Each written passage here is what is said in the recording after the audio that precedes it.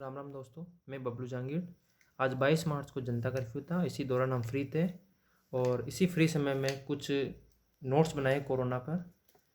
Doctor William सेफनर और doctor John Wilson, जो कि इस समय कोरोना के संक्रमण और उसके असर को समझाने वाले दुनिया के प्रमुख विशेषज्ञ हैं, इनके द्वारा बताई गई बातें आपके साथ शेयर करना चाहता हूँ, जो मैंने नोट्स में बनाई है। कोरोना क्या है? ये खतरनाक वायरस है क्योंकि इनका जेनेटिक मटेरियल कोशिकाओं के मेटाबॉलिज्म को हाईजैक करता है। वो कोशिकाओं को संक्रमित करके खुद की संख्याएं बढ़ाता है। सूखी खांसी, बुखार आना, ये इनके मुख्य लक्षण हैं। ये शरीर पर कैसे अटैक करता है? 8 चरणों में शरीर पर अटैक करता है। हम चरण वाइज पढ़ेंगे इनको। पहला चरण, किसी संक्रमित व्यक्ति के खांसने या छींकने से छोटी बूंदों के माध्यम से वायरस दूसरे व्यक्ति तक पहुंचता है। सामान्य व्यक्ति की नाक, मुंह या आंखों से वायरस उसके शरीर में पहुंच जाता है। यहाँ से वायरस सीधे नेसल पैसेज यानी नाक का रास्ता के पीछे वे गले के पीछे की म्यूकस मेम्ब्रेस में पहुंचता है। दूसरा चरण बढ़ते हैं। यहाँ से वायरस खुद को कोशिकाओं से जोड़ लेते हैं। कोरोना के कण नुकीले होते हैं। इनकी सतह से प्रोटीन निकला होता है जो कोशिकाओं की झिल्ली से चिपक जाता है। तीसरा चरण, वायरस जेनेटिक मटेरियल कोशिका में प्रवेश कर जाता है। कोशिका अब सामान्य तरह से काम कर नहीं पाता है। उनके मेटाबॉलिज्म पर अतिक्रमण हो जाता है। संक्रमित कोशिकाओं की मदद से वायरस की संख्याएं बढ़ने लगती हैं। ज़्यादा कोशिकाएं संक्रमित होने लगती है। शरीर कोरोना फैक्ट्री बन जाती है। हम पढ़ेंगे चौथा स्टेज। यहीं से संक्रमित व्यक्ति का गला खराब होता है और उसे सूखी खांसी शुरू हो जाती है। ये कोरोना से संक्रमित व्यक्ति का सबसे पहला लक्षण है। ये कई बार हल्के होते हैं। पांचवा चरण है, अब वायरस श्वास नली में प्रवेश करता है। यहाँ से फेफड़े की चिकनी झिल्ली में सूजन शुरू हो जाती है। इस स्थिति में आते आते कई बार मरीज को दर्द होने लगता है। उसे अपने लक्षण ज़्यादा स्पष्ट पता लगने लगता है। बट बात करते हैं छठे स्टेज की। फेफड़ों की थैली जिसमें हवा रहती है वो नष्ट होने लगती है।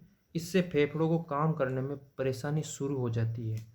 रक्त में जो हमारा जो खून है उनमें ऑक्सीजन की कमी होने लगती है और खून में कार्बन डाइऑक्साइड निकालने की प्रक्रिया धीमी हो जाती है।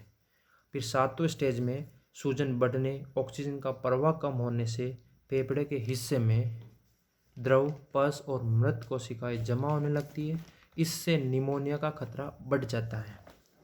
कई मरीजों में खतरा इतना बढ़ता है, ये हम 8वें चरण की बात कर रहे हैं, कई मरीजों में खतरा इतना बढ़ता है कि वेंटिलेटर की ज़रूरत पड़ती है।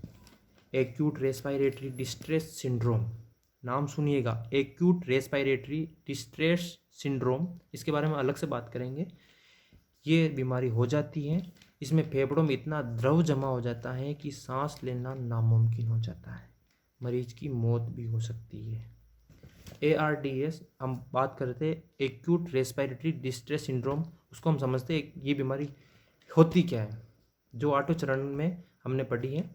ये एक बेहद तेज़ी से गंभीर स्थिति में पहुंचने वाली बीमारी है जो कोरोना में होती है, जिसमें फेफड़ों के भीतर तरल पदार्थ लीक हो जाता है, जिससे सांस लेने में तकलीफ होती है अथवा सांस लेना पूरी तरह से बंद हो जाता है।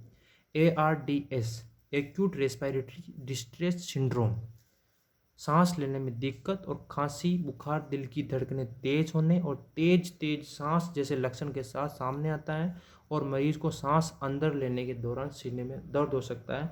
ये बीमारी कोरोना वायरस के अंतर्गत हो जाती है। ये 8वें चरण में, हम टोटल 8 चरण पढ़े हैं। कृपया इन चरणों का आप भी अभ्यास करें। कृपया सभी को इससे हेतु समझाए और याद रहे, अनजान और अनचाहे वस्तु को ना छुए और सबसे दूरी बनाए रखें। ध्यान रखें, सरकार के गाइडलाइन के अकॉर्डिंग 8 जो हमने आज से देखा है 8 चरण, उनके अकॉर्डिंग कोरोना वायरस बहुत ही खतरनाक है। तो 31 मार्च तक सरकार गाइडलाइन के अनुसार हमें सबको घर में कोशिश करें कि कम से कम बाहर निकले, घरों में रहे, सुरक्षित रहे और संक्रमित एरिया में संक्रमित व्यक्तियों से दूरी बनाए रखें और कोशिश करें कि सब स्वस्थ रहे। हाथ बार बार साबुन से धोए, ज़्यादा से ज़्यादा हाथ धोने की कोशिश करें। अपने को स्वस्थ रखें, अपने परिवार को, अपने देश को, पूरे विश्व को स्वस्थ रखें। यही हम सबसे कामना है। हम सब एक मिलकर एकता के साथ ये काम करेंगे। आप सभी का धन्यवाद। जय राम जी की।